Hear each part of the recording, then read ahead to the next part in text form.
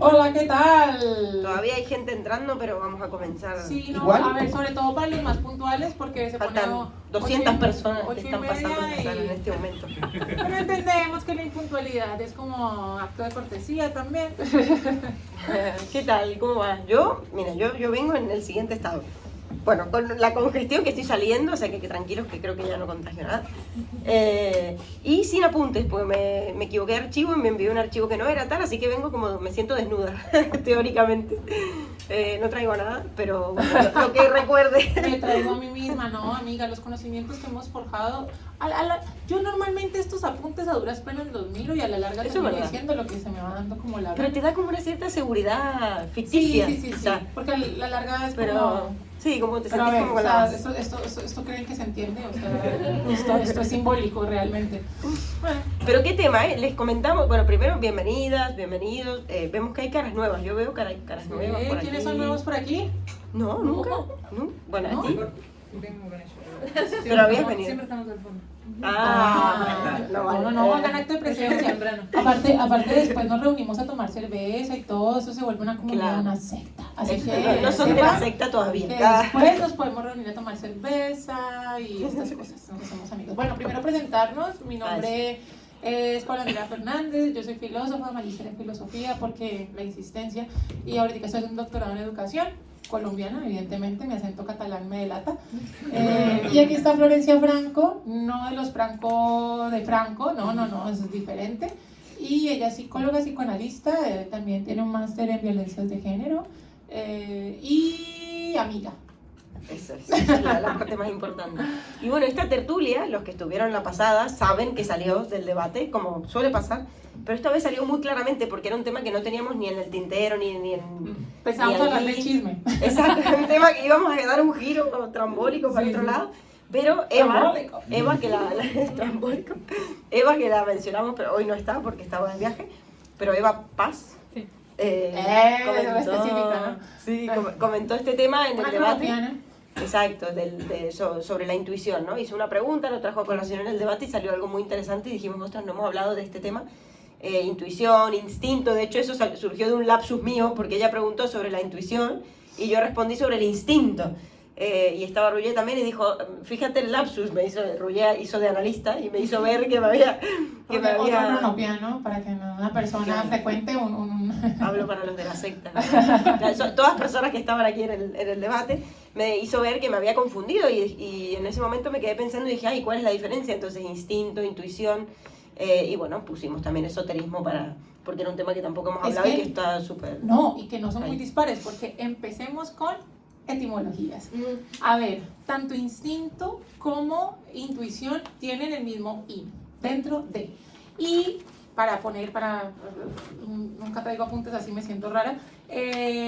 Instinto se descompone de in y tingere, que significa dentro de, y lo siguiente, es decir, in es dentro, igual que en el otro caso de intuición, y la otra parte sería estimular o excitar, sería como excitar algo dentro, está relacionado con una respuesta que nosotros tenemos automática, sobre todo relacionado con la supervivencia.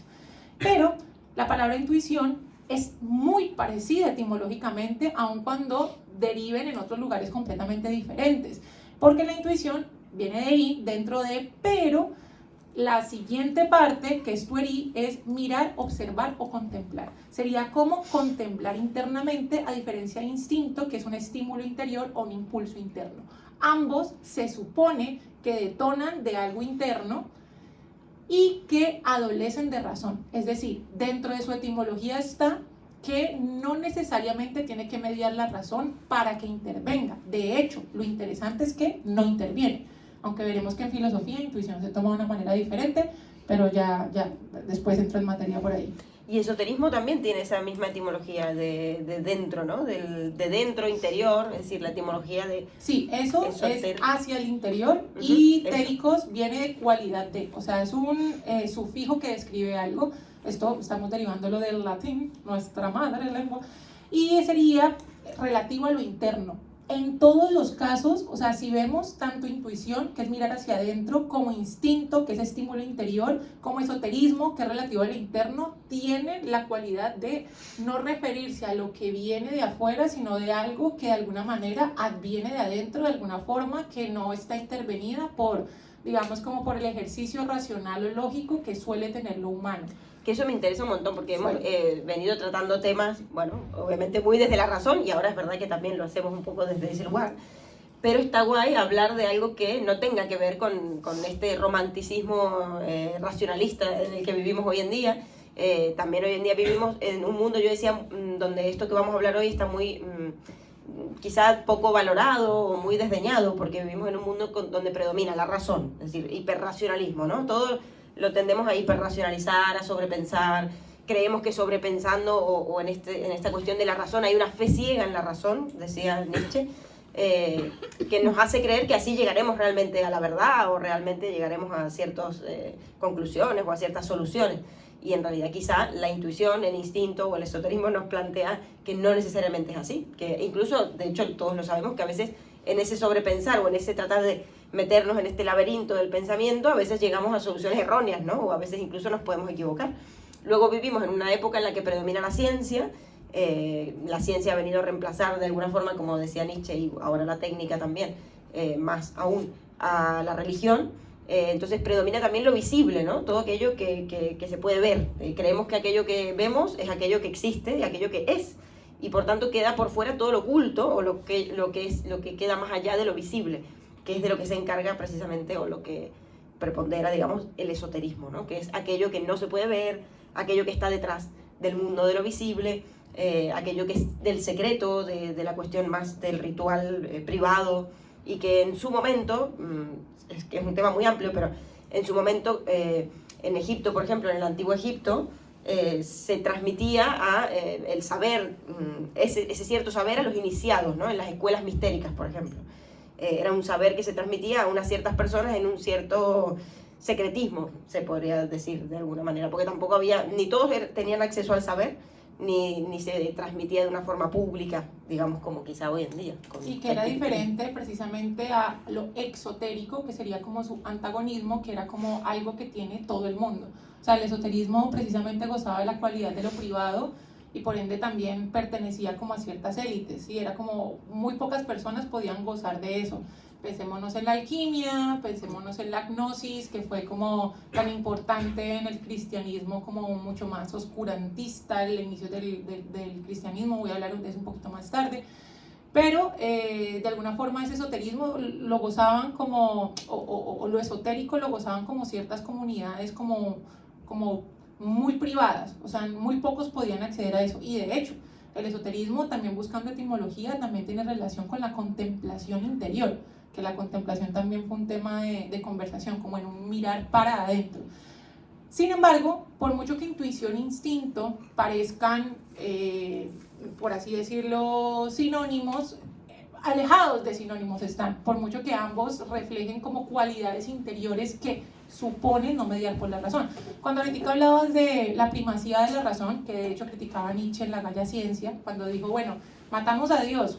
Bueno, matamos a Dios evidentemente no con un rifle, lo matamos a Dios es porque todos ya no queremos la moral judío-cristiana, la moral del esclavo, queremos hacer una transvaloración de los valores, queremos la voluntad de poder y ser superhombres.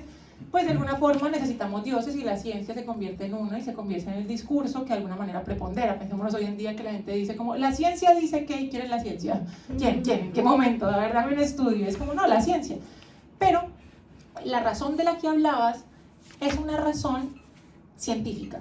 O sea, nosotros relacionamos razón siempre con ciencia, siempre. O sea, como que pensamos que la razón, de hecho, dicho sea de paso, es importante mencionar el primer filósofo, la primera persona, creo yo, en decir que una de las características humanas como concomitantes, es decir, que le pertenecen al ser humano, fue Aristóteles, cuando en la Ética Nicomaquea dijo, el hombre es un animal racional, y aparte es un animal político, o sea, es un animal que se relaciona con los otros y se relaciona y hace relaciones políticas desde la razón como una característica que de alguna forma cayó con la contemporaneidad, porque ese fue el sueño de toda la filosofía y la ciencia hasta la modernidad, que todo iba en ascenso. Cuando las guerras mundiales dijeron no, somos unos pendejos y nos matamos porque sí, medían las emociones. O sea, hay otro lugar de enunciación del ser humano que no solamente es la razón científica. ¿Por qué? Voy a esto.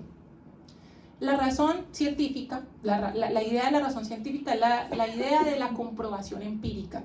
Empírico relativo a los sentidos, pero a los sentidos que se pueden medir, observar, cuantificar, replicar, hacer hipótesis, refutarlas y bueno, todo lo que obedece el método científico. Pero en filosofía, por ejemplo, la palabra intuición ha sido tomada desde otro lugar. Por ejemplo, para Platón, la intuición era el último camino que tenía la razón para acceder a las verdades absolutas. Recordemos que para Platón, la realidad de instituto, se dividía la realidad en el mundo sensible, en el mundo inteligible, y lo sensible era una copia de lo inteligible. O sea, si yo veo esta botella, no es porque la esté viendo a ella, sino porque de alguna manera esto comparte el concepto de botella que tiene este y que tiene esta, y por mucho que yo tire esta, pues de alguna forma sé que la botella es, y es que el concepto de botella, bueno, lo que signifique botella. Ahora bien, eso sensible es una copia. Y nosotros deberíamos, la idea sería acceder a la idea. O sea, el objetivo de la filosofía es acceder a las ideas puras. ¿Qué son las ideas puras? Podríamos decir que conceptos, pero más allá de conceptos es como una suerte de molde, como si tuviéramos tenemos el moldecito de las galletas, con ese mismo molde podemos hacer muchas galletas, lo sensible serían las galletas, la idea sería el molde. Ahora bien, para Platón, ¿qué accede a esa idea? Accede la intuición. Y accede la intuición racional, a la cual le llama nous. ¿Por qué? Porque él decía que nosotros teníamos en nuestra alma todos los conceptos, todas las ideas existentes. Cuando estábamos en el mundo de las ideas, porque lo estábamos muy felices y contentos con todas las ideas y ¡pum!, encarnamos en un cuerpo. Y al encarnar en un cuerpo, según Platón, olvidábamos todas esas cosas que ya teníamos, todos los conceptos, y el proceso finalmente de la filosofía es tratar de depurar lo sensible para tratar de acceder a la idea. La cuestión es que para acceder a la idea se accede de una forma directa, no media lo sensible. Es decir, va directamente, por así decirlo, y la agarra. O sea, se accede al concepto de una forma, por así decirlo, pura. Para Platón, esta intuición es el acceso a la idea de una forma pura, sin mediar nada más. Y aquí viene algo, una definición relacionada con la intuición, que siempre lo tenemos como en el diario, como en la doxa, como en la opinión, y es que la intuición está relacionada con esa sensación que podemos llegar a tener de saber algo sin que medie por la razón, pero tengo la certeza de que es algo, ¿sí? Como que llega una persona y no le cae muy bien a uno y uno dice, esta persona es mala gente, no sé por qué, pero lo sé, ¿sí? No tengo que pasar por ese camino, pero no sé por qué, pero lo sé. O sea, no media las lógicas de la razón científica, sino que media el acceso directo con la verdad. ¿Cuál verdad? No puedo pasar por esa calle porque no sé, pero no puedo pasar. Me he pasado antes, no tengo algo para decirte, para comprobarlo, medirlo, cuantificarlo como lo hace la ciencia, pero es que por ahí no podemos pasar. Entonces, para Platón, por ejemplo, era el acceso directo a la idea, porque tiene que depurarse de lo sensible, de la comprobación. Bueno, interesante el tema de igual ahí lo de la verdad me resuena un poco, o bueno, me hace ruido, e incluso desde la ciencia, es decir, la ciencia hoy se confunde con verdad. Lacan tiene un escrito que es muy guay, que se llama La ciencia y la verdad, donde va a decir que en realidad ciencia no es sinónimo de verdad, lo cual no quiere decir que no sirva para nada, pero sí que la ciencia, y eso lo vemos a diario, cambia constantemente sus verdades, y hoy más que nunca. Es decir, de repente la ciencia afirma que la leche de vaca no es buena para todo. Al día siguiente dicen lo contrario, ¿no? O al poco tiempo un estudio hecho por otros científicos demuestra una verdad que es diferente a la que habían propuesto estos. Entonces, bueno, el tema de la verdad, tanto desde la ciencia como desde la razón, Nietzsche también decía, ¿no? El hombre ha creado otros altares, nuevos altares, después de la muerte de Dios, entre ellos la ciencia, la razón, el progreso. Es decir, que tampoco llegamos a la verdad, a través de la ciencia. Nietzsche en un momento dice, la verdad es mujer.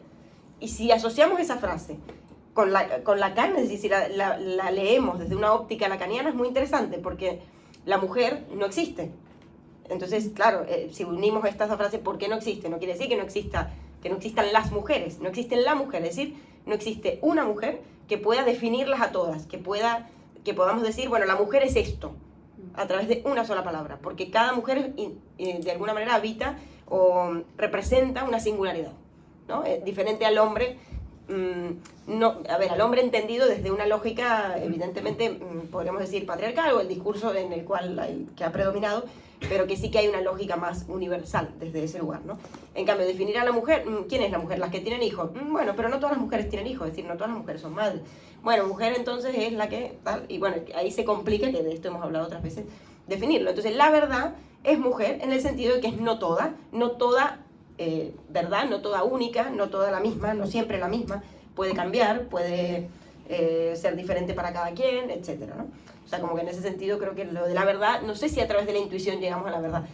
Yo me dejo guiar bastante por la intuición, esto por mi madre, pues mi madre es muy esotérica, justamente, o no sé si esotérica, pero lo he dicho en otras tertulias, taoísta, y bueno, practica medicina tradicional china, el qigong y tal, ¿no? Entonces nos ha inculcado mucho esto y siempre nos ha inculcado a sus hijos el tema de guíense también por la intuición, es decir, no pensar tanto, o sea, como que tranquilos, que tampoco van a llegar a ningún sitio pensando tanto, déjense guiar por la intuición. Y bueno, a veces cuando lo pongo en ejercicio es cierto que se llega a lugares que están buenos, de hecho a veces me sorprende, hay como un acto medio mágico ahí en la intuición. Por ejemplo, para investigar algo, quiero investigar un tema, muchas veces incluso me dejo guiar por la intuición de decir, bueno, tal libro, tal autor, no sé por qué de repente se me ha venido tal autor a la cabeza, voy a buscar ese autor y efectivamente tiene un libro sobre eso.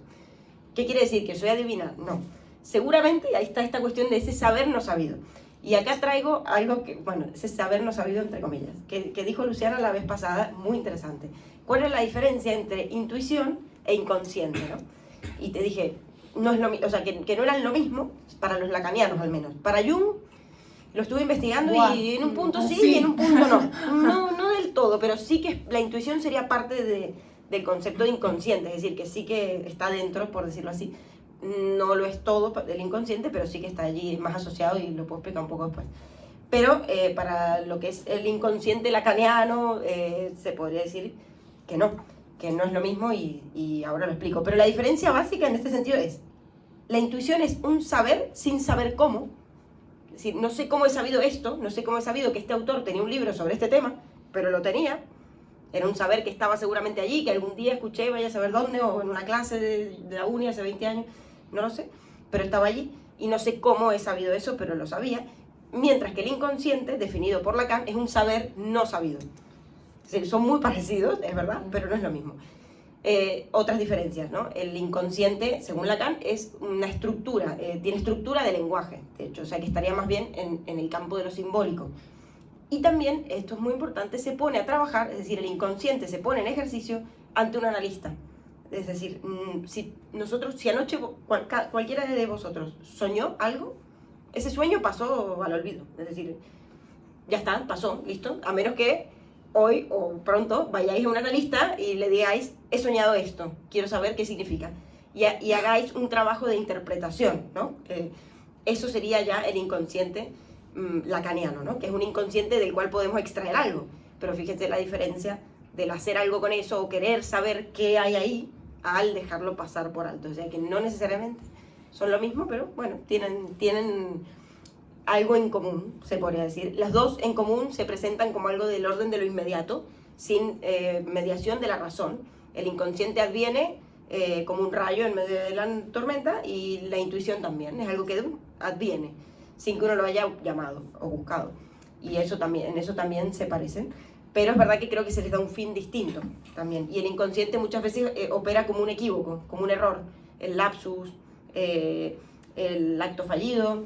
Y el sueño a tal punto nos sorprende y nos hace decir, ostras, pero ¿cómo yo he soñado esto? ¿Por qué? ¿Qué significa? ¿No? Nos deja un poco en una posición de no entender qué ha pasado ahí. Y por tanto nos confronta con una otredad.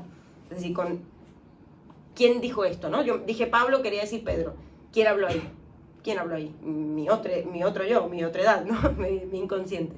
En cambio, la intuición creo que no tiene tanto ese estatuto de prestarse para la interpretación, sino más bien como algo que orienta o que de repente nos dice, no hagas esto, no te metas en esa calle. Pero no solamente, bueno, a ver, yo vuelvo a aludir a la tradición filosófica, porque la intuición, por mucho que no medie, o sea, no media por lo racional desde la ciencia. O sea, quiero hacer una diferenciación importante desde la razón, de la razón pura. Aquí suena un poco kantiana, pero bueno, como hay una diferencia de la razón pura con la razón científica, llamémosla así, con la razón que de alguna manera tiene un carácter empírico que a la larga tiene un seguimiento, que sea observable, medible, cuantificable, replicable, ¿sí? Es como que necesita una comprobación. Necesito yo, si yo digo, yo qué sé, la botella es de vidrio, entonces yo tengo que ir al mundo de las cosas, que eso finalmente es un juicio, diría antes, desde la lógica, entonces es un juicio. Entonces, si la botella es de vidrio, voy al mundo, compruebo si es verdadero o falso, lo observo, lo mido, lo cuantifico, lo replico y digo, ah, es de vidrio, ah, esa también. O sea, ahí entra ese tipo de razón, que es lo que nosotros creemos. Y creo que por eso es importante hacer esta diferenciación de la razón, porque nosotros hacemos totalizante este tipo de razón, como si ese fuera el único modo de hacer razón, llamémoslo así. Pero, por ejemplo, voy a aludir a Aristóteles y a Descartes. Tanto para Aristóteles como para Descartes, la intuición, por ejemplo, son facultades racionales. Y suena demente con lo que acabamos de decir cuando decimos que la intuición no medía la razón desde la ciencia. ¿Por qué? Por ejemplo, una intuición para Aristóteles sería que nosotros aceptemos sin necesidad de mediar por los sentidos axiomas. ¿Qué es un axioma? Desde la lógica, una verdad que no necesita ser comprobada. Por ejemplo, el todo es más que la parte. El todo es más que la suma de las partes. O sea, yo no necesito ir al mundo para saber que el todo, o sea, que por ejemplo todos los que estamos aquí es más que cada uno de los que estamos aquí. Otro axioma, principio de identidad. Toda cosa es igual a sí misma. No tengo que hacer nada ante eso. Otro axioma, principio de no contradicción. Toda cosa no es igual a algo que no sea ella.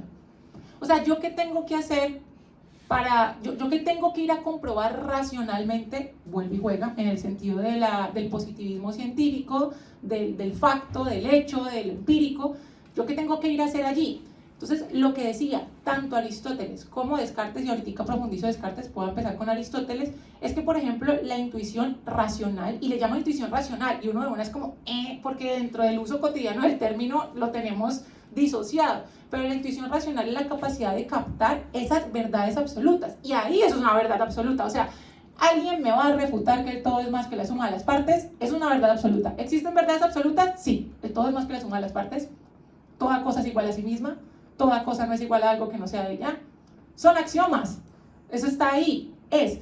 La cuestión es que se hagan verdades absolutas de cosas que no son verdades absolutas dentro de los principios lógicos, como por ejemplo, la izquierda es mejor que la derecha. Ahí ya empezamos con cuestiones problemáticas. Para Descartes, por ejemplo, la intuición era la posibilidad de nosotros, es el núcleo, es la piedra angular de su filosofía, porque para él es la capacidad que nosotros tenemos de entender, de captar las ideas claras y distintas, las cosas que son siempre y no se van a refutar. Una idea clara y distinta, y la más importante de todas, y la que representa a Descartes, pienso luego existo. ¿Quién va a refutar que al menos saber que yo estoy pensando me da la certeza de que yo existo en una realidad falsa, en un cerebro, en una Lacan diría lo contrario. Ese para él es una intuición. Lacan lo da vuelta y dice, pienso donde no soy, soy donde no pienso. Es decir, cuando pienso no soy, y cuando soy no pienso. Y cuando actúo, cuando estoy actuando, hago un acto, doy un salto al vacío, no estoy pensando, estoy actuando. Y cuando estoy pensando no estoy actuando.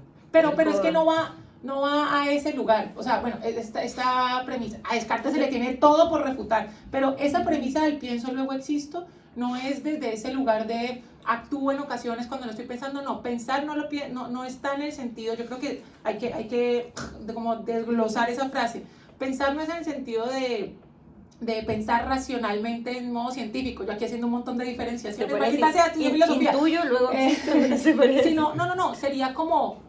Por ejemplo, hay otro filósofo que me encanta, que de hecho Descartes plagió a él y nadie lo sabe, que es San Agustín de Hipona. Y San Agustín, tanto en las meditaciones cartesianas como en la Ciudad de Dios, hace, sobre todo en meditaciones cartesianas, ¿quién soy? En las confesiones, tanto en las confesiones como en Ciudad de Dios, pero sobre todo en confesiones, tiene un párrafo que dice, si me engaño, existo. Es decir, yo me puedo estar engañando del mundo. O sea, yo puedo estar pensando que, no, yo qué sé, que esto es azul, pero al menos si yo sé que yo estoy pensando que esto es azul, digo, bueno, hay un yo, y ese yo está engañándose, ese yo está errando, pero ese yo soy yo.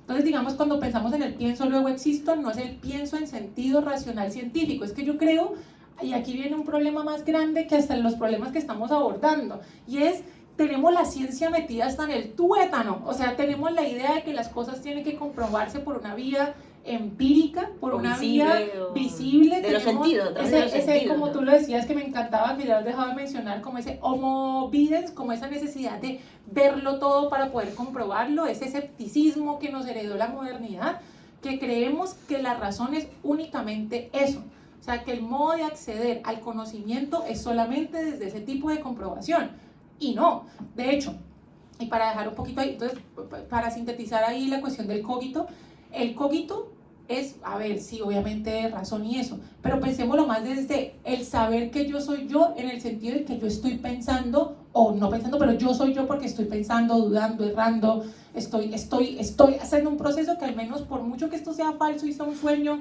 y sea como el final de Supercampeones que Oliver Sykes estaba supuestamente en coma, alguien se ve Supercampeones, bueno, en fin, una referencia demasiado específica, no importa, de alguna manera vivió toda esa realidad en medio de su fantasía. Hay un filósofo, y con esto cierro esta parte de mi intervención, que se llama Ludwig Wittgenstein, que escribe dos textos muy importantes, uno se llama el Tractatus Lógico-Filosóficus y el otro se llama Investigaciones Filosóficas. Literalmente le llaman dos Wittgenstein porque dicen cosas distintas. Vamos a centrar una cosita en la primera. Y en la primera, en el Tractatus, él intenta hacer una equivalencia entre lenguaje, pensamiento y mundo. O sea, él decía, todo aquello que puede ser pensado, puede ser dicho, y entonces tiene que tener equivalencia con el mundo para que tenga un principio lógico. Yo pienso botella, digo botella, y hay botella en el mundo. Todo aquello que no obedezca esa triada está fuera de las lógicas de la razón y son pseudoproblemas, o sea, son cosas que deberían estar por fuera de la idea del pensamiento.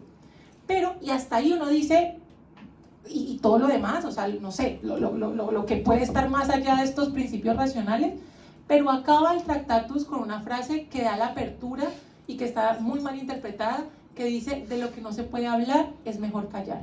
Y es decir, no es que de lo que no se puede hablar, es decir, de lo que no tiene equivalencia, pensamiento, lenguaje, mundo, es una estupidez, no, sino es mejor callar y vivir y experimentar. Y aquí voy a una relación con la cuestión del esoterismo, que yo lo relaciono mucho con la cuestión de la fe, con la cuestión de las experiencias extáticas, como las experiencias que van más allá de lo racional. Y es que este tipo de experiencias, y por eso yo la semana pasada que propusieron que hiciéramos este tema, yo estaba, no quiero hacer este tema porque yo soy una persona de fe y mi fe es muy mía, o sea, para mí, mi fe es en Dios y no es un Dios judío cristiano, es un Dios hippiesoso que todo es amor y está en todo. Un Dios millennial. Es un Dios mío, es mi Dios. Y eso, este domingo estuve en Sevilla y fui a la catedral y me comulgué y este tipo de cosas, como soy estas cosas eclécticas que somos los millennials. Pero me parece que es una cuestión, lo dice otro filósofo también que me encanta, que se llama Kierkegaard, cuando habla de Dios, que es subjetiva. La fe es subjetiva.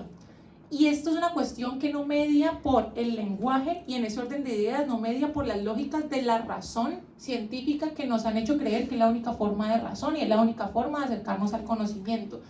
O sea, hay una preponderancia de la razón empírica que nos tiene ahí diciendo, no, es que no puede, yo he hecho varias tomas de yajem, de ayahuasca, no, eso es simplemente que te están afectando tus conexiones neuronales y tus sinapsis y te estás drogando, y bueno, un poco, sí, pero digamos, esa experiencia extática que yo he tenido en mis tomas de yajem, las cuales puedo profundizar un poco después, o con la cerveza, el after. son unas experiencias que me pertenecen, o sea, que son tan mías que en el momento en que de alguna forma media la razón, que finalmente es, o sea, media la palabra, que finalmente es media la razón, me parece que lo pervierten completamente, porque no se puede definir, porque es inefable, porque se le escapa la palabra, porque se le escapa la razón, que finalmente definir algo es ponerle una mayúscula al comienzo y un punto al final. Oscar Wilde decía en el retrato de Dorian Gray, tiene una frase que me encanta, que es definir es limitar. O sea, tú defines algo y le estoy poniendo aquí comienza y aquí acaba, y ya, punto, pelota, ahí se acaba. Y eso ha intentado hacer el sueño de la modernidad que nos persigue hasta el sol de hoy, que criticó Nietzsche, por ejemplo, y es esa idea de tenemos que definirlo todo dentro de unas lógicas racionales empírico-científicas positivistas, y si no, si se escapa de eso, es falso. Entonces, toda experiencia personal que se escape de eso, toda experiencia de fe, toda experiencia de cualquier tipo de relación con lo trascendente, es falsa. Y estamos desoyendo quizá otras partes u otras cuestiones que son interesantes también de prestarles atención. Quizá no interesantes para el mundo, pero sí para nosotros mismos, ¿no? Como para mí la intuición es algo que orienta a veces, que es como el motor que nos incita a transitar un camino. Quizá no es el camino, pero sí como la primera cuestión de decir, hey, ve por allí, o no vayas por allí también, pero como ve ese libro, o tengo ganas de leer esto, porque hay algo que, claro, no lo podemos en ese momento saber, a veces lo podemos saber mucho tiempo después, eso también, pero en ese momento darle lugar a ese llamado, a ese, no sé, esa cuestión que ha aparecido, está guay, ¿no? Y después, bueno, para cerrar con la intuición, porque es verdad que tenemos que hablar de lo otro también, pero conectarlo, obviamente. Vamos a hablar un poquito de Jung, que Víctor ojalá nos ilustre, porque sabe más que yo de esto, de Jung. Esta es una lacaniana. Me he decantado por la lacaniana pura. Aquí predicamos el mensaje de Lacan. Dejé de ser cristiana para ser lacaniana. Sí, son todas sustituciones al final de la vida.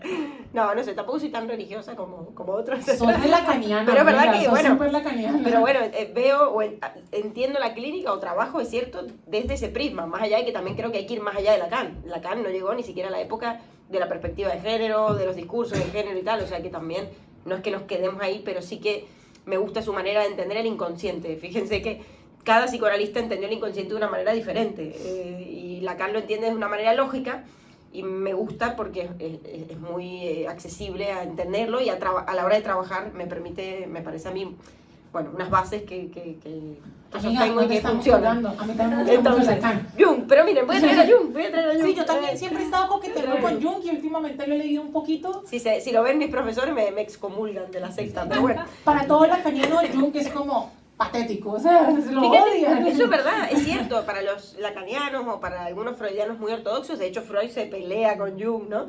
Como que era su discípulo claro, más brillante, pero cuando empezó a pensar diferente fue como, no, vete, ¿no? Cuando empezó a hablar de los sueños y que soñó con Filemón y que premoniciones. Y está acusado Jung de esotérico, o sea, dentro de los lacanianos y de los freudianos, Jung está un poco como el esotérico, ¿no? Pero desdeñado. Y yo creo que tiene algo seguramente muy interesante que rescatar.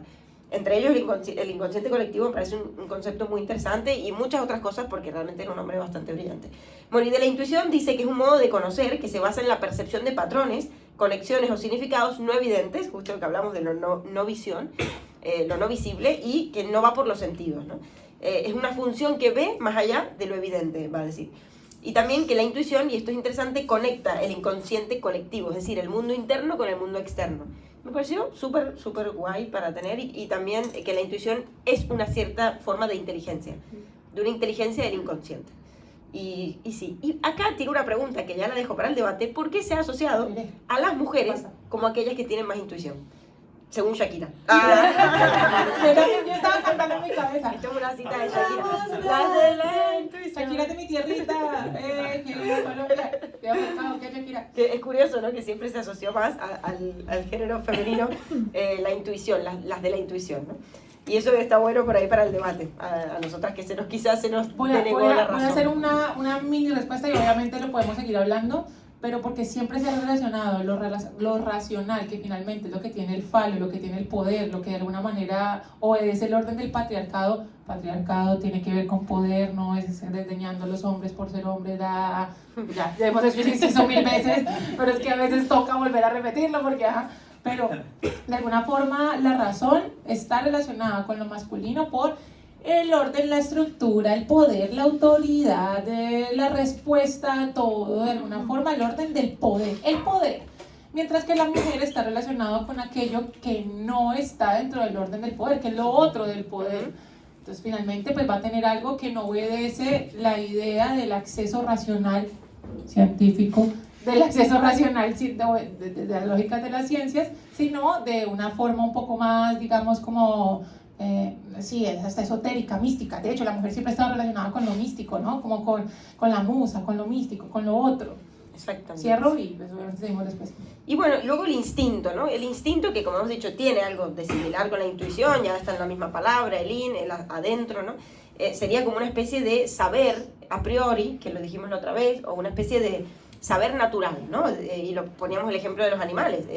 El animal sabe, un gato, por ejemplo, que me parecen súper inteligentes los gatos, saben, el otro día tengo que cuidar un gato este fin de semana de unos amigos, y me decían, cuidado que tira los vasos al suelo, ¿no? Cuidado que no les pase algo. Yo decía, bueno, pero ¿qué puede pasar si tira el vaso pues, jugando, ¿no?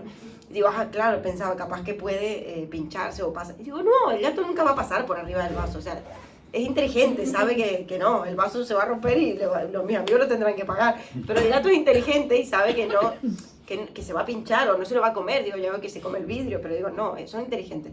O los animales, por ejemplo, si comen algo que les hace mal, no vuelven a comer eso.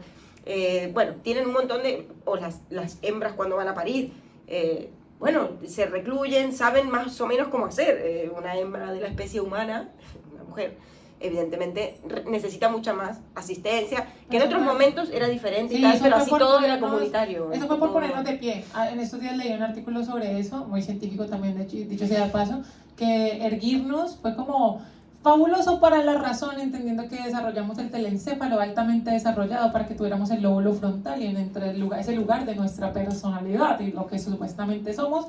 Pero nos cagó parir, o sea, nos cagó parir porque en el momento en que estábamos, que nos estábamos reclinadas, era mucho más fácil el proceso de parto, pues pensemos, la cuadrupedia era más cómoda, y cuando nos erguimos, se nos achicaron las caderas y súfralo, mami. Y se acrecentó tanto la cabeza que por eso es que no se puede sostener y por eso somos tan impedidos hasta nuestros tiernos 30 años. Ahora vuelve a estar de moda un poco parir en casa, no parir en hospitales. He visto un montón de videos sinceramente sangrientos. Obviamente con una comadrona y tal, ¿no? Y conocí una mujer que parió a sus 2 hijos en casa, ella sola. O sea, eso Wow, bueno, ya estamos. pero claro, son excepciones. hardcore. Son excepciones. Claro, el primero lo parió sola, se lo sacó así, plácata, cortó el cordón, bueno, hizo todo el proceso. ¿Y la placenta después? No sé, el marido lo ayudó, es verdad, estaba el marido, pero bueno, que tanto puede haber hecho el marido que no era médico. Y luego, el segundo hace lo mismo, pero el niño nace con una complicación, entonces allí sí que nace azul, nace con el cordón umbilical dándole vuelta al cuello, y allí sí que llamaron a la comadrona vino de urgencia y las ayudó, pero claro, es como un caso excepcional, ¿no? El único caso que al menos yo he conocido de una mujer que se ha atrevido a hacer este proceso sola, de una manera muy natural, ¿no? Pero digamos que el instinto sería, para poner ese ejemplo, un patrón de comportamiento innato, natural, sumamente natural. ¿Qué pasa? Que el ser humano, ya sea por vivir de pie o por ponerse de pie, que habría que ver qué nos llevó también a eso, pero además por ser un ser pensante, un ser de lenguaje, un ser que habla, está completamente desnaturalizado, o bueno, no completamente, perdón, parcialmente desnaturalizado. Pero parcialmente tirando a completamente.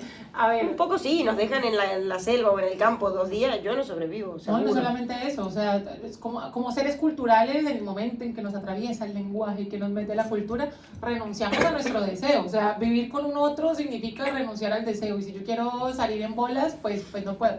Si quiero cagar aquí, pues no puedo tampoco. Claro, es que el hecho de ser seres de lenguaje, y fíjense que el lenguaje no es algo necesariamente natural, no es que nacemos hablando, sino que se nos va a imponer el lenguaje y de una manera bastante violenta a veces, ¿no? Como las palabras se dicen así, el niño tiene que hablar, si no habla lo llevan a un centro de desarrollo o a algún centro a que lo atienda un logopeda, ¿no? Porque no puede no hablar, no es una elección, tiene que hablar. Luego entramos, si no, en el espectro autista o en un montón de fenómenos que hoy se patologizan, si se quiere, ¿no? Pero digamos que no es optativo. Hay todo un sistema que te va a imponer y te va a exigir que hables. Y bueno, el hecho de hablar nos hace evidentemente humanos, pero el hecho de adquirir esa culturalización, socialización, devenir seres sociales y de cultura, va a implicar que perdamos algo de ese instinto. Por eso Freud va a decir, no hay instinto en el ser humano, hay pulsiones. Pulsiones parciales. La pulsión es como una especie de fuerza ahí psíquica, un concepto fronterizo entre lo psíquico y lo somático.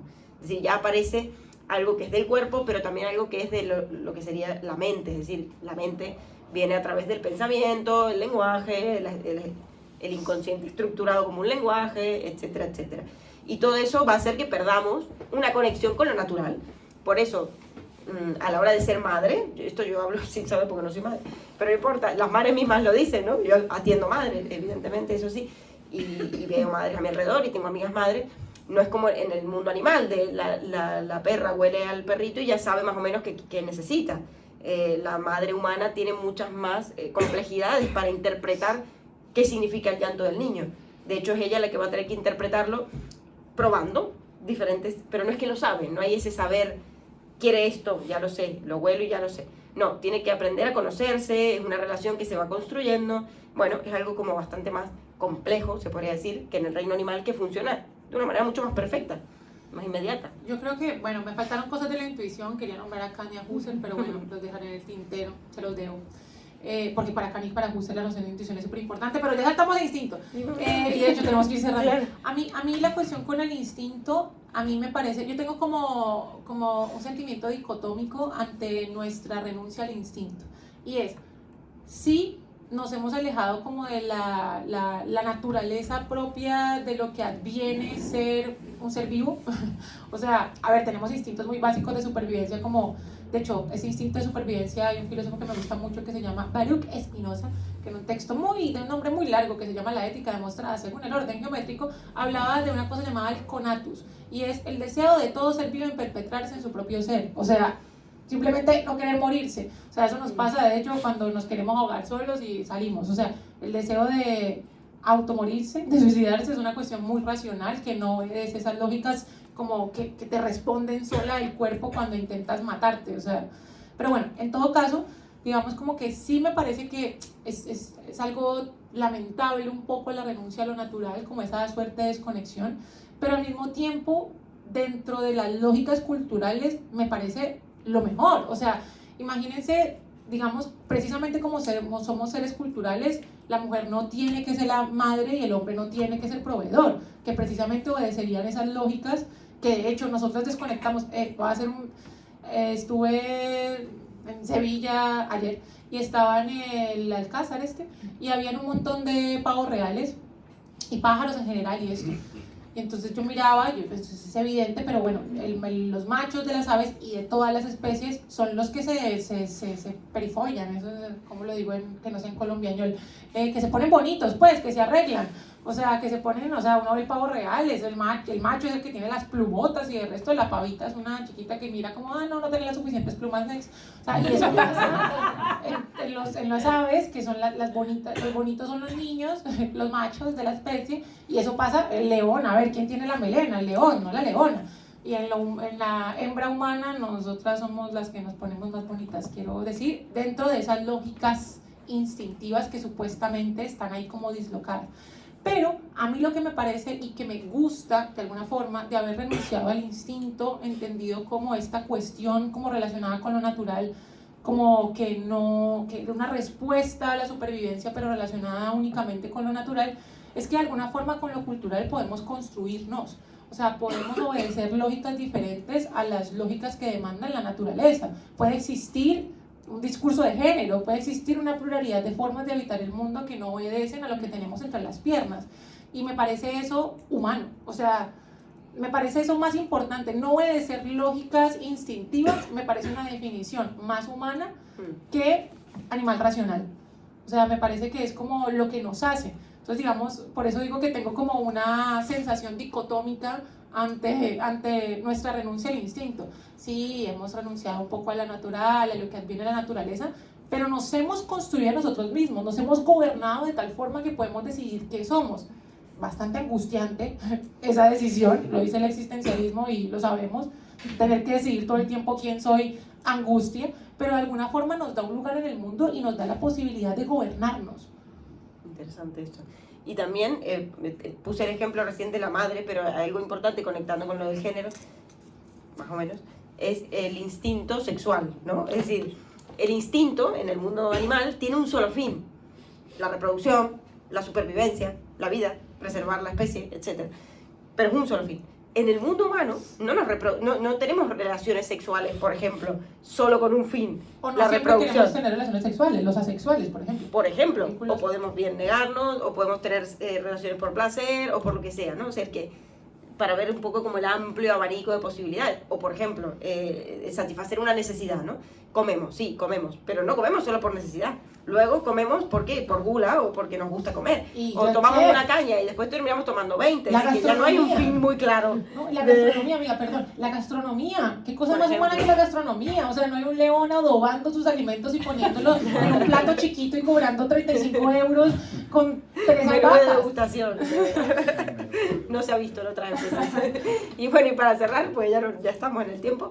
Pero bueno, del esoterismo quizá nos quedó un poco pendiente. Yo suelo decir que Con la cerveza. este sistema es un sistema de pensamiento, ¿no? y creencias relacionadas con lo oculto, lo místico, lo espiritual, esto sí lo hemos dicho, que siempre ha sido como paralelo al pensamiento hegemónico, dominante, la ciencia, bueno, sobre todo actual, la ciencia y tal, la razón. Y quizá hoy esté muy desdeñado, pero a mí me parece muy curioso y muy interesante, me resulta mucha curiosidad. Y de hecho de niña, hoy pensaba y me acordaba de esto, porque claro, dentro del esoterismo tenemos la alquimia, la cabalá judía, hebrea, bueno, y otras cuestiones, ahora el tarot, por ejemplo, también.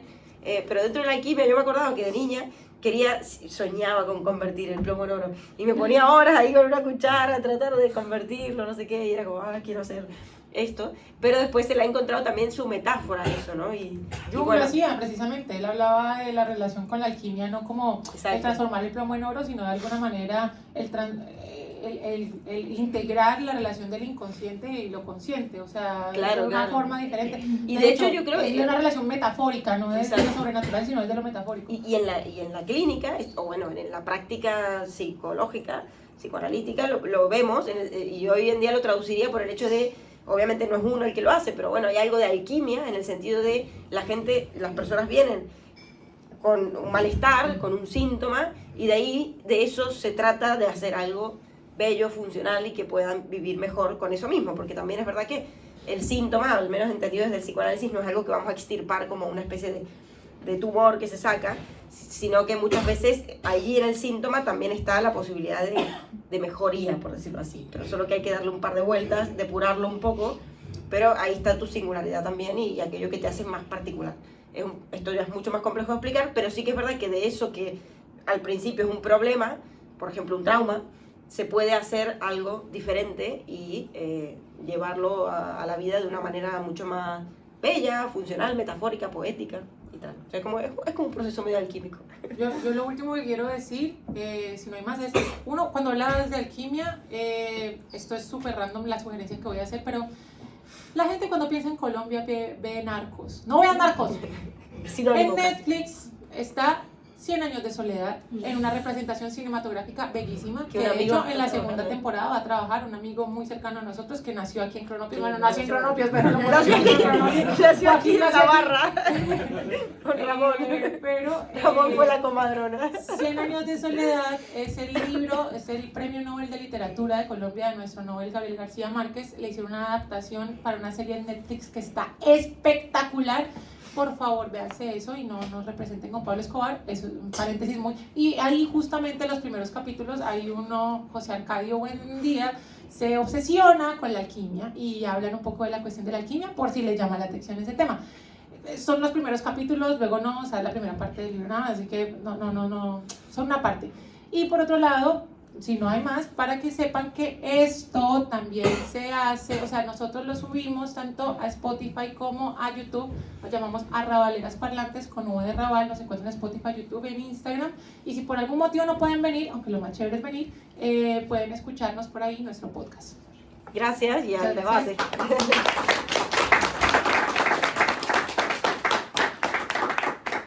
Bueno, lo que sigue ahorita es un espacio en donde la tertulia y todo el mundo puede hablar porque veo varias caras nuevas y les vamos a pedir un permiso, un consentimiento. Antes no grabábamos la parte de la tertulia, pero normalmente en la tertulia pasan las cosas, las intervenciones más chéveres. Todas nuestras siguientes charlas suelen salir de la tertulia, de las intervenciones de la tertulia. Entonces, les queríamos pedir el consentimiento de si participan, si su voz puede aparecer pues, en el video que vamos a subir posteriormente. ¿No tiene problema? Vale, muchísimas gracias. ¿Quién quiere empezar? Víctor. Jung. Yo, ¿qué hago? Así tenía No, que vengo en ser. defensa defensa literal. No, quería sentar, o sea, me da pena que Lacan, tanto Lacan como Freud, bueno, Jung, por cierto, sí que le mete mucha caña a Freud en sus libros, joder, si le mete, madre mía. No se callan, pero a Lacan no lo menciona tanto. ¿Eh? Pues no sé si lo conoció, ¿eh? Bueno, Lacan es posterior. verdad. Pero, bueno, el caso es que me da pena porque al fin y al cabo Jung descubrió una cosa que además cita sus propios experimentos en el libro del hombre y los símbolos y demás. Experimentos en los que él viajó para hacer como antropología en otras tribus distintas del mundo y demás, que no se habían conocido entre ellas, ¿no? Y lo que él demuestra, aparte de coger ideas de muchísimos simbolismos y muchísimos psicoanalistas y bla, bla, bla, bla, de mucha gente a ver, lo que demuestra es que las imágenes primordiales, que serían las imágenes estas de los arquetipos, pueden crecer en un ente, ¿no? En un ser, en este caso en el ser humano, sin necesidad de ser traspasado por generación en generación. En plan, una tribu totalmente alejada de todo tiene los mismos arquetipos que otra tribu que está al otro lado del mundo. ¿Cómo es eso posible, no? Entonces, claro, al descubrir eso, que no hacía falta que se traspasara a través de las eras, ni a través de los hijos, ni siquiera del ADN, ni de nada, en puntos totalmente distintos, el tema del renacer, el tema del héroe, todos estos rollos, las bestias. Sabio. Sí, El loco, todo esto el loco. se repite indiferentemente, aunque las tribus sean rarísimas lo que hacen, siempre se repite. ¿Cómo es eso posible? Claro, por eso se le relaciona tanto a él con el esoterismo, porque para estudiar algo así te tienes que meter en vereda. Entonces se metió con el tema de la alquimia, que esto es lo que has comentado, que de hecho hay una respuesta a eso, que al fin y al cabo el oro es como el objetivo último de la alquimia, es de lo más complejo, y Jung lo relaciona con el yo más puro. O sea, llegar al yo más puro sería como transmutarme en el oro, ¿no? Que eso de hecho también se ve con Arcadio, no sé cómo coño se llama José Arcadio, Sí. que me he leído al principio del libro, o me lo tengo que leer entero. La serie está muy buena adaptación, Está la súper bien verdad. la serie. Sí. Y es una analogía a Sí, que leerte el José libro. Arcadio, a través del conocimiento, quiere llegar, aparte del oro literal, a sí mismo dentro de sí, ¿no? Y un ejemplo que quería poner rápido ya, sobre por qué es importante, desde el punto de vista de Jung, conocer las imágenes arquetípicas, es para poder diferenciarlas. Cuando tienes un problema en tu vida, saber diferenciar cuándo es una imagen arquetípica, que lo llamaría que te está poseyendo, y cuándo es otra cosa. Un ejemplo es el de la Gran Madre, por ejemplo. Él relaciona la madre personal con la Gran Madre y cómo diferenciarlas. Por ejemplo, en psicología, no lo sé, aquí me voy a tirar un poco, pero se relaciona a la Gran Madre, a la madre personal con la problemática que tiene uno con su propia madre y todo el ecosistema que tiene uno con su madre literal, con la madre con la que te ha parido y todo este rollo, ¿no? Y luego lo que hace Jung es escindir con la Gran Madre, que sería el arquetipo. Y lo que dice es que a veces, por ejemplo, los niños conciben a la madre como la madre personal con los problemas que tienen ellos y a la vez la conciben como la Gran Madre. Y diferenciar eso es muy importante porque no es lo mismo un niño que tiene un problema literal con su madre que un niño que lo relaciona con un arquetipo ancestral y demás, para poder sacar de ahí la tesis que te hagas caso del puto niño imaginario que se inventa ahora mismo. Y eso ya está, aquí se ha acabado. Sí, y que la Gran Madre, estaba leyendo que hace parte del arquetipo de sabio. Está la Gran Madre Sí, y el no se viejo relaciona sabio con él, como sí. parte del sabio. Se la relaciona con el conocimiento, sobre todo. Ajá. Y lo que habéis dicho antes, Jung también hablaba de esto. De Y por con qué al hombre- poder también. De Bueno, que por qué al hombre se le relacionaba con el consciente y a la mujer con el inconsciente. De hecho, la mujer tiene uno muy concreto que se llama el ánima. Las mujeres están mucho más relacionadas con el y ánima. el animus es el de los Sí, hombres, el de ¿no? los hombres, exacto. Y el Puede ánimo llamar- significa conciencia, bueno, todo lo que representa como el hombre, entre comillas, y luego la mujer. Que también, por cierto, pequeño apunte, esto lo apunté hace nada en el libro que me estoy leyendo de Jung, de los arquetipos y el inconsciente. Cuando Jung habla de arquetipos no están sujetos a sus representaciones. Es decir, un arquetipo realmente es algo que pulula en el inconsciente y es una especie de lenguaje, pero realmente no tiene nombre. O sea, no es hombre ni mujer un arquetipo. El ánima se llama ánima para que nosotros lo entendamos y que es una pulsión femenina, pero que realmente no. O sea, realmente se puede aparecer en miles de formas y en miles de... Y pone ejemplos, o sea, como el ánima en sus muchas diversificaciones, que no solo hay una, ¿sabes? Cada uno es, bueno, como la psicología, ¿no? Cada uno es un mundo, pues lo mismo aquí los arquetipos. Pero se les pone un nombre para que lo entiendas, básicamente, y para que entiendas de qué pueden dividirse. Y sobre la Gran Madre también es muy interesante porque Jung en el libro este hace muchas anotaciones de qué es la Gran Madre, ¿no? Por ejemplo, la montaña, la tierra, el mar, todo esto se relaciona con la madre, las cuevas me parece que había, el conocimiento profundo, de hecho el mar se relaciona directamente con el inconsciente, el mar es el inconsciente, y bla, bla, bla, bla, bla, bla.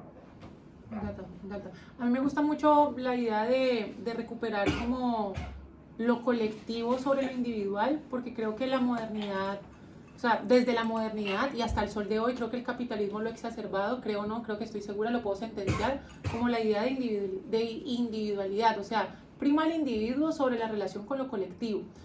Y creo que en las comunidades ancestrales lo colectivo primaba sobre lo individual. Y entonces no había como esa primacía del sujeto de ten tu propio estilo, haz tu propia vida, ten tu trabajo, sé tu propio jefe, y todas estas lógicas que obedecen, que vienen desde la modernidad con la razón y que se exacerban con el capitalismo después de las revoluciones industriales, pero que estas relaciones con lo colectivo es como, digamos, una despersonificación, una renuncia al ego. Y me parece muy interesante como el estudio que hace Jung. No lo he leído, o sea, sé que tú te has puesto a estudiarlo y estás súper engomado es muy colombiano. Como que estás ahí, te gusta mucho y estás leyéndolo mucho. Yo me estoy aproximando de a pocos, pero hay un filósofo, de hecho, que sugerí la semana pasada, que se llama Paul Feyerabend, que tiene un texto que se llama Adiós a la razón, y que precisamente cuestiona que nosotros hayamos renunciado a los saberes ancestrales, por ejemplo, en la medicina. O sea, ¿cuántas comunidades se ayudaron por medio de la hoja de coca? No la cocaína, que es distinta.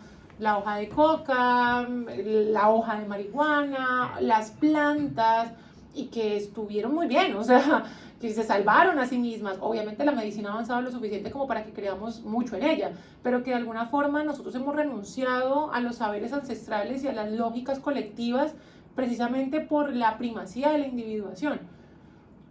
Jung a eso lo llama, bueno, en el propio libro que me estoy leyendo, a eso lo llama que el ser humano se ha dividido de lo que sería todo su inconsciente colectivo, de su simbolismo, se ha separado de su simbolismo, se llamaría, y se ha acercado más al consciente. De hecho, hay una representación muy directa de esto, que es que antes, por ejemplo, el inconsciente en las tribus se relacionaba con el fuego y ahora se ha apagado y se ha transformado en agua, ¿no? El contrario. Ahora es como agua, está disuelto, no sabemos dónde está, nadie sabe cómo comprenderlo, ¿no? Pues como el mar, ¿no? Y antes en las tribus era el fuego, antes el conocimiento se acercaba al fuego, al poder, era todo muy distinto, pero ha pegado este vuelco, ¿no? Y ahora el conocimiento está en el mar. Por eso ahora se dice que cuando viajas sobre el inconsciente estás en una barca, estas mierdas así de... Una lacaniana, escuchando. Y no, eso es. Y por eso también dice que es muy importante que el hombre, sobre todo el hombre y la mujer, perdón, el humano, cuando a medida que se va haciendo adulto se tiene que reconciliar con esas imágenes arquetípicas y demás, porque hay cosas que extienden del mismo, que deben entender que vienen de ahí, ¿no? De esa profundidad que es insondable y que tiene que representarse de alguna manera. Gracias. Otra vez. Sí, yo tengo como una pregunta. O para quien quiera contestarla, ¿no? Porque yo leo el tarot y en el tarot últimamente se toma mucho la idea de los arquetipos de Jung para darle como otra lectura a las cartas. Pero siempre se piensa a las vivencias de los arquetipos personales, por ponerles un nombre, como vos dabas el ejemplo de la madre. No está como esta idea de el arquetipo y después lo que a mí me pasa, aparte que no tiene que ver con el arquetipo. Siempre lo que a mí me pasa es en relación al gran arquetipo. Sí, sí. Porque es como un poco yo lo que hago, yo digo que todos los seres humanos lo que hacemos es medir nuestro vínculo, analizarlo, pensarlo con nuestra madre a comparación de el gran arquetipo de la madre. Si no, así suelta en sí no existe. ¿Sí?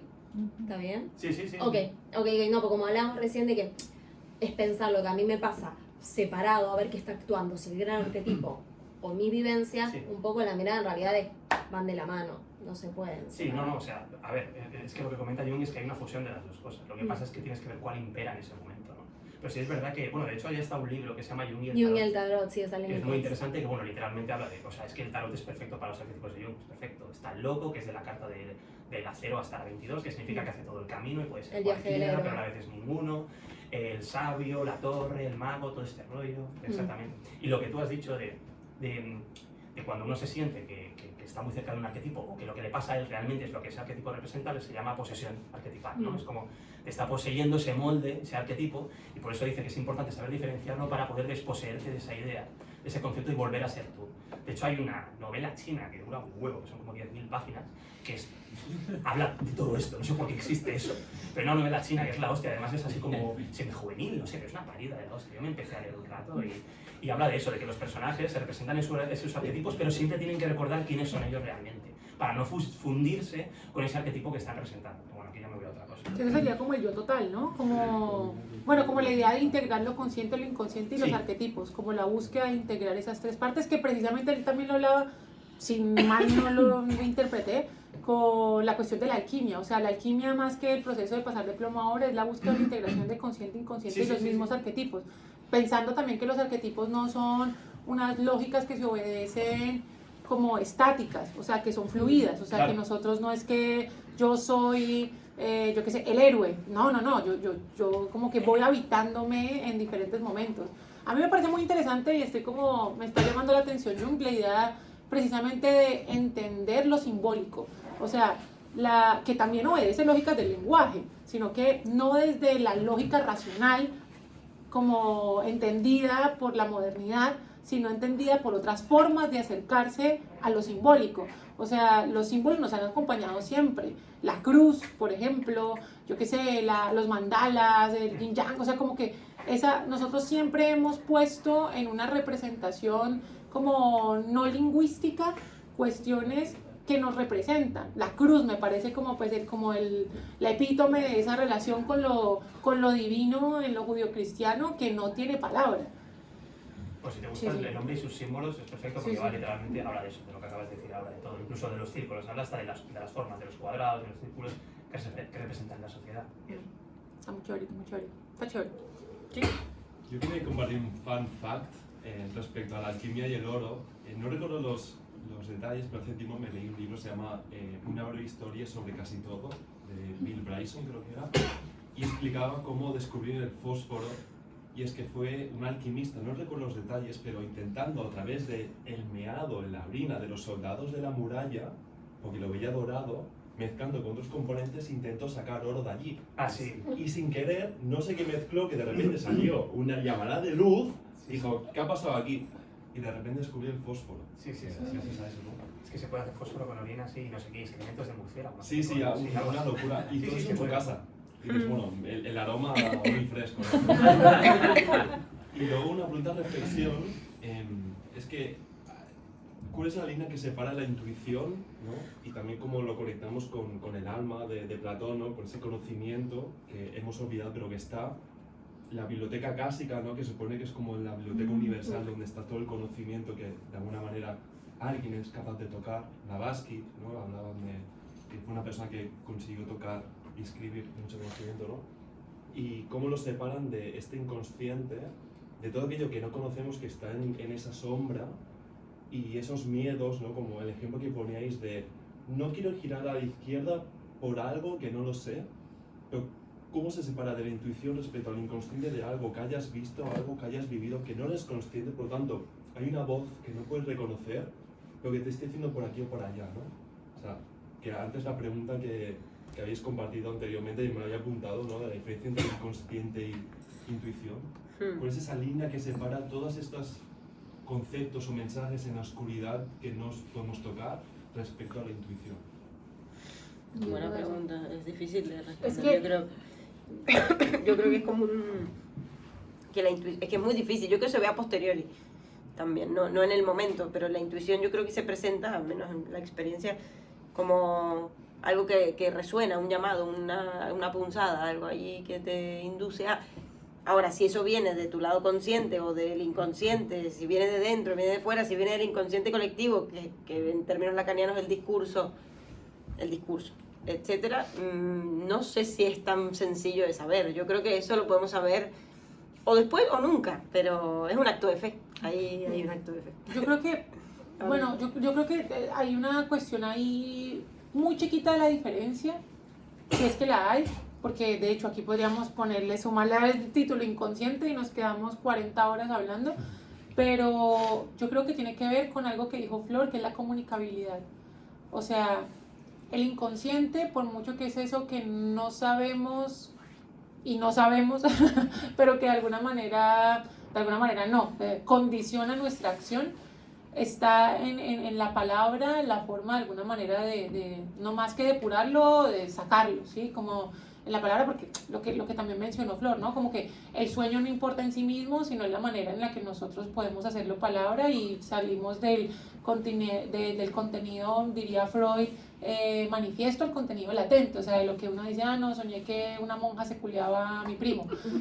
No, bueno, y ahora hazlo palabra, y sería el contenido pues latente, lo que va más allá de la imagen. Y eso se hace en la palabra, o sea, finalmente en el ejercicio terapéutico. Yo creo que la intuición no tiene ese carácter de comunicabilidad.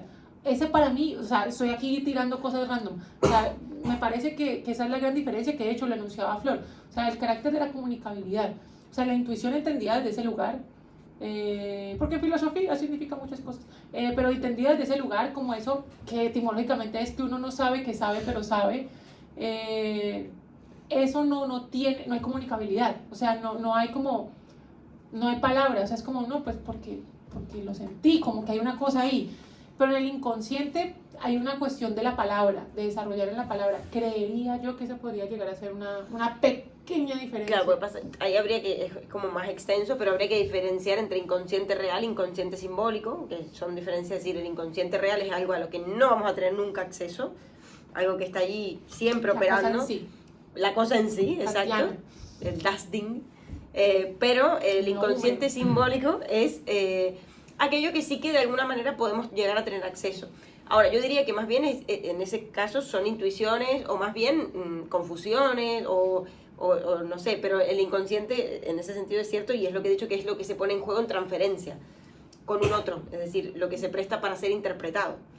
Eso en términos lacanianos al menos sería el inconsciente. Por tanto, si uno va caminando por la calle y algo te dice no vayas por allí, no es tu inconsciente. O sea, no necesariamente, probablemente es intuición o es que algo del orden de lo sensible, algo del orden del inconsciente colectivo. En ese sentido sí, del discurso que nos hace saber que esa calle puede ser peligrosa porque la asociamos con la oscuridad, porque la asociamos con el barrio que está así o así. Entonces, como en ese sentido... Sí, pero no es como algo que tu inconsciente te viene a decir entendido desde lo lacaniano o freudiano. Pero lo que comparten yo creo que es que no la atraviesa la lógica racional y Eso moderna. sí, totalmente. Y es algo inmediato, algo que se representa de una manera sorpresiva, que no tiene que ver con el yo. Sí, eso es verdad. Ahí está la mano, ¿cierto? Ella primero, pero perdón. primero, Sí. alza la mano. Voy a empezar. No, no, tranquila. Bueno, para que me esté rollando un poco. Bueno, dos cosas. Una, como tocando lo que dijiste tú de los arqueotipos y uno sobre la intuición. Quizás lo de arqueotipos, cuando dijiste de que hay poblaciones que nunca están en contacto, que al final sí salen con los mismos, pues quizás podría ser porque al final, a pesar de que no están en contacto, pero intentan darle respuesta a las mismas cosas, ¿no?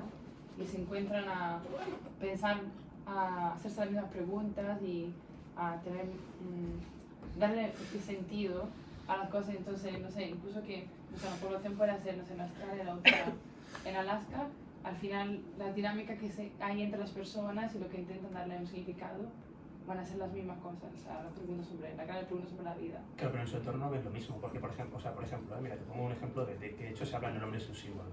¿Cómo es posible que una población de X lugar, por ejemplo, pongamos en Latinoamérica, hicieran ciertos ritos, ¿vale? Ciertos ritos, sea sacrificar y sea lo que sea, y luego tuvieran todos esos arquetipos del héroe y tal igual, y luego en otra zona de África, por ejemplo, lo que hicieran en vez de hacer ritos sangrientos era, lo digo feo, pero es así, correrse todos dentro de la misma mujer embarazada porque creían que le iban a dar sus capacidades de guerreros cada uno dentro de ella, y esos cabrones que hacían esa pastada de la hostia, como nosotros, aún así compartían entre ellos eso. O sea, cada uno había comprendido su terreno de una forma distinta, habían crecido alrededor de ello, habían hecho distintas casas, todo distinto, pero al fin y al cabo el arquetipo sí.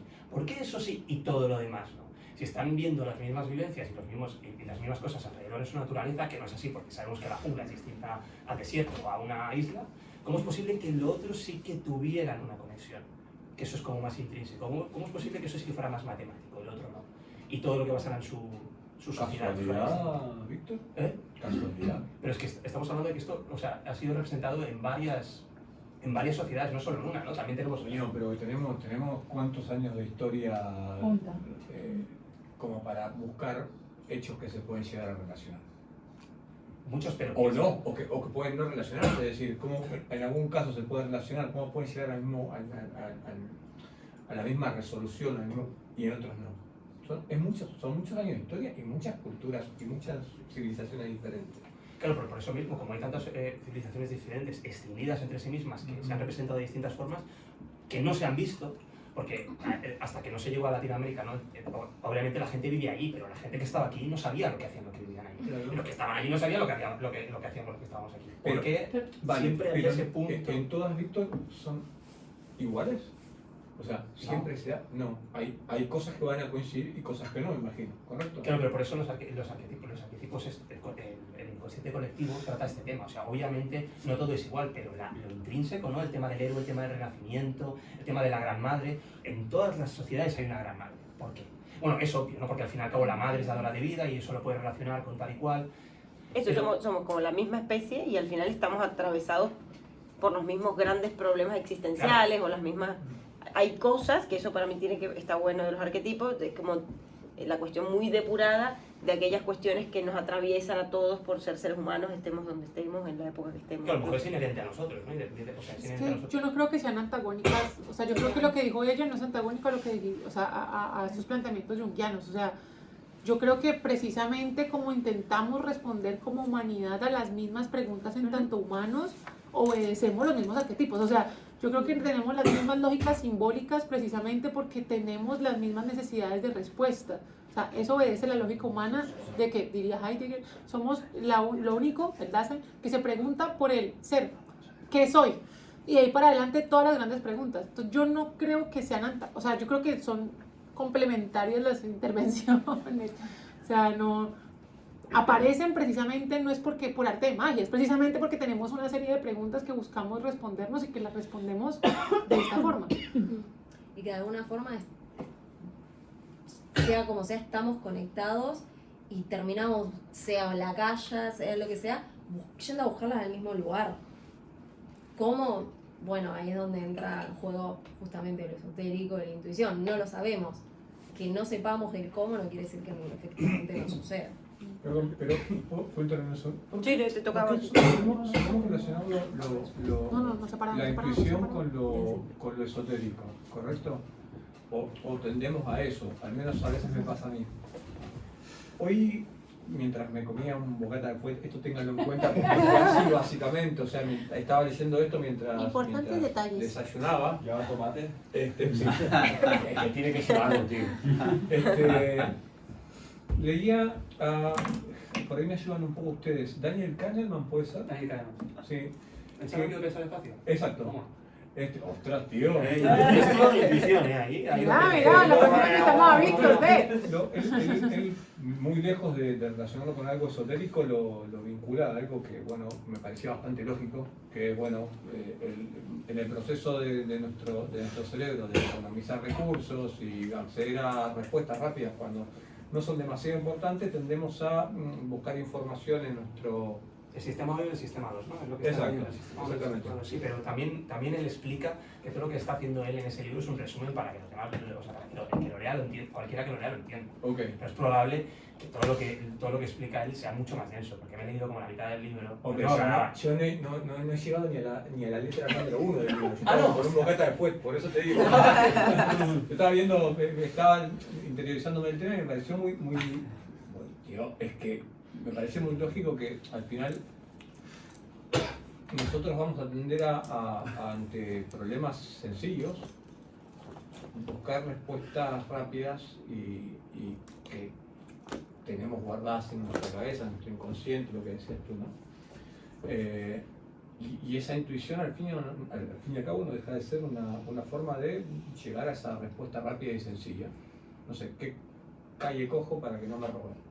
Bueno, voy buscando en mi biblioteca o en mis archivos cuál es la calle más segura y cogeré esa.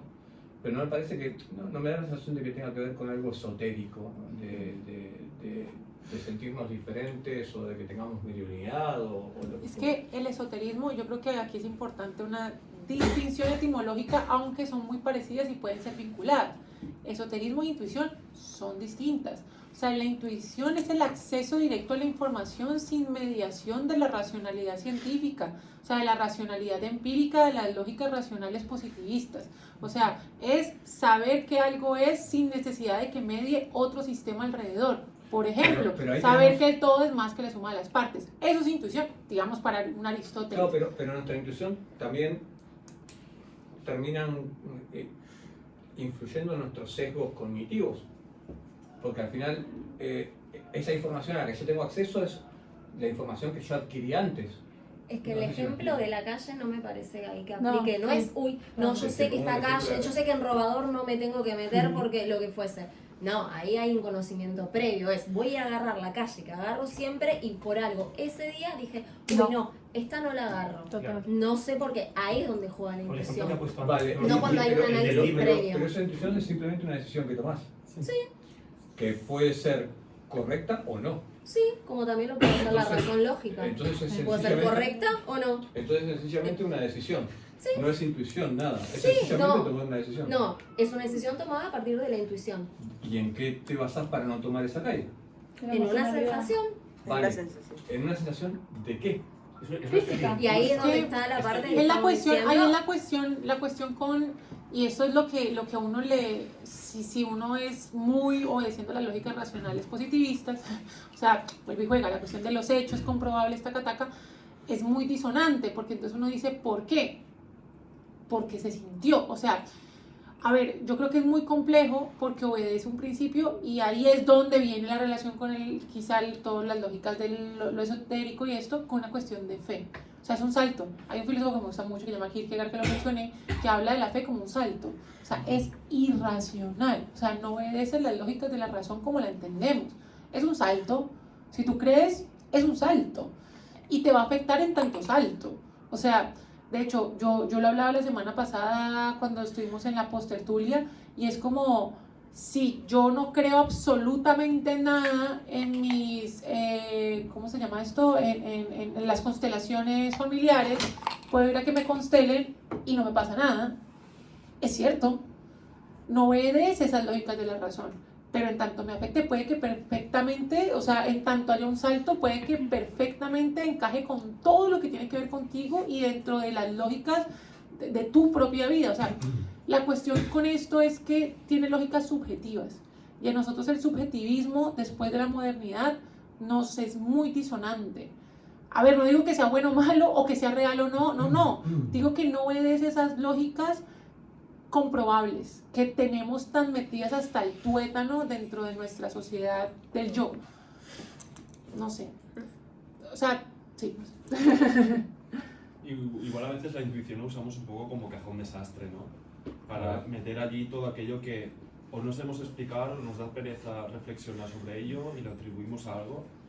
O sea, igual un ejercicio interesante sería de la intuición intentar extraer o filtrar lo máximo que lo podamos atribuir a la razón o a algo lógico, ver hasta qué punto se puede filtrar y que quede una esencia allí que no podemos explicar de alguna manera, que no podemos exprimir más y atribuir a nada más que no fuera algo inexplicable. Quizá esa esencia, esa miel, ¿no?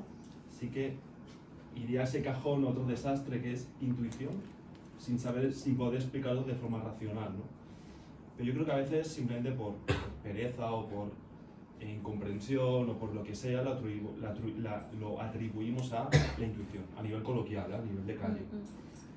Es que, si puedo añadir, que era la segunda parte de antes, Ay, es que estás tocando exactamente el punto, es que la verdad si fuéramos capaces, es como un poquito de psicología cuando tienes que hacer el ejercicio de reconocer tus emociones, lo que te hace triggers, en plan, ¿dónde es la línea entre no sé reconocerlo, entonces digo que es intuición? O sea, si fuéramos capaces de filtrar todo eso, ¿cuánto quedaría de verdad intuición? O sea, ¿existiría casi?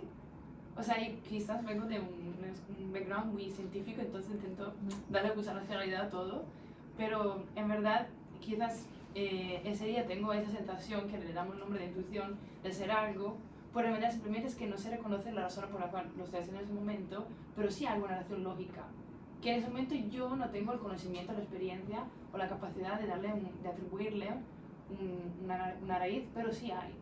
Entonces eso ya es, dependiendo de la experiencia, no sé, igual cuando tus padres te dicen de no hacer algo, entonces en ese momento no lo entiendes, ellos sí saben, y un día me da por, no sé, ir al mercado y no sé por qué, pero en verdad simplemente la consecuencia natural de algo a la cual yo no sé dónde he empezado, pero sí es lógica. Entonces, igual podría ser que la intuición de verdad ni exista casi, que siempre venga por algo lógico.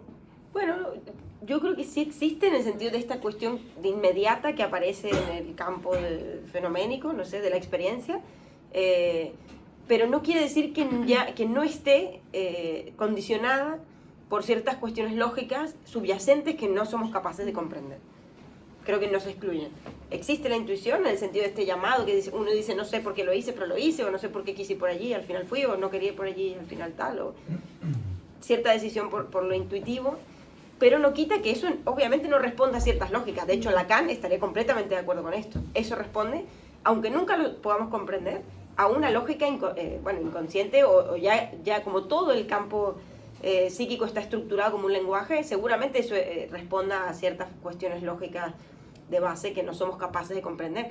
Y ahí está también el llamado del psicoanálisis lacaniano, pero quizá junguiano también, y quizá todo tipo de psicoanálisis, que invita a no pensar tanto también y a aceptar que nuestro campo de la racionalidad es muy limitado.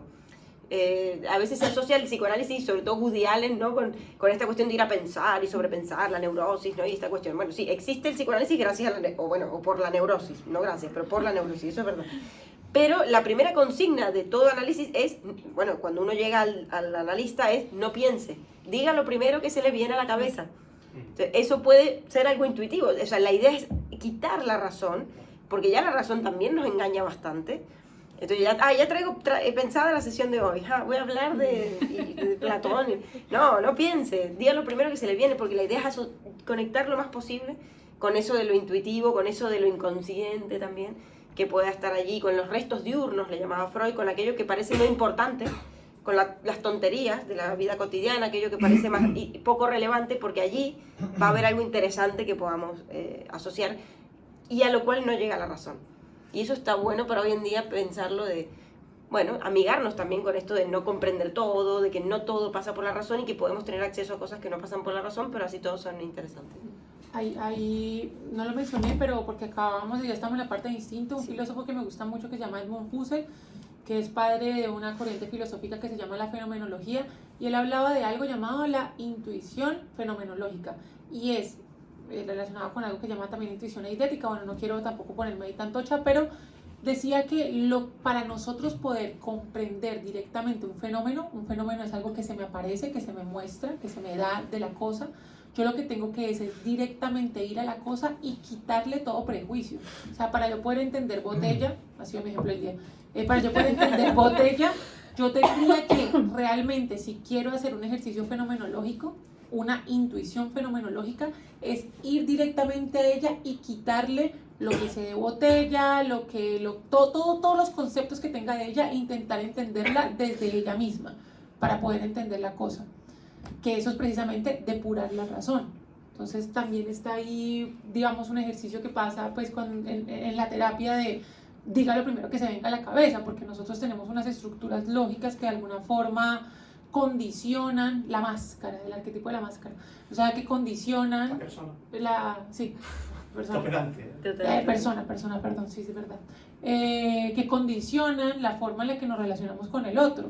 O sea, qué tanto somos nosotros y qué tanto somos esa idea que tenemos de nosotros mismos. Quizá intuición como palabra, ya etimológicamente, es ese depurar la razón. O sea, quitarle un poco la razón. Y también, y con eso cerramos, porque aparte se va a quedar sin batería, y nos vamos al after, la importancia quizá del escuchar lo que viene de dentro, y no solamente lo que viene de fuera, o de los libros, o de la tele, o del Instagram, del TikTok, sino también esa voz interior que a veces la tenemos muy acallada con tanto ruido exterior y tantas cosas, ¿no? Como prestar un poco atención quizá a esa voz interior, y quizá quien dice que se pueda desarrollar, o uno vaya desarrollando cada vez más esto de poder escucharnos y saber de dónde viene esa voz y qué nos dice, y dilucidar hasta qué punto es intuición, hasta qué punto es, yo qué sé, la voz de mi madre dentro que me dice el arquetipo, no sé, ¿no? Como aprender a escucharnos nos permite también pensar de una manera más clara o actuar de una manera más coherente. Y Podemos seguir hablando de esto con era, una cerveza. ahora vamos a tomar. Muy bien. Gracias.